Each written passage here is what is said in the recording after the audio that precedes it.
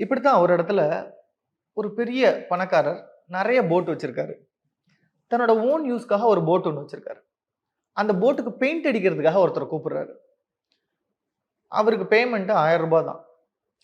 அவர கூப்பிடுறாரு. அவரு வந்து பெயிண்ட் அடிக்கிறாரு. "சரிப்பா இந்த போட்டுக்கு ஃபுல்லா பெயிண்ட் அடிச்சிரு. நான் கொஞ்சம் வெளியூர் வரைக்கும் போணும். போயிட்டு ஈவினிங் வந்துருவேன். நான் வந்து உன்ன பார்க்குறேன்" அப்படின்னு சொல்லிட்டு போறாரு. அந்த போட்ட பார்க்குறாரு. இந்த பெயிண்டர் வந்து ரொம்ப அழகா பெயிண்ட் பண்றாரு. பெயிண்ட் பண்ணிட்டு வீட்டுக்கு போயிடுறாரு.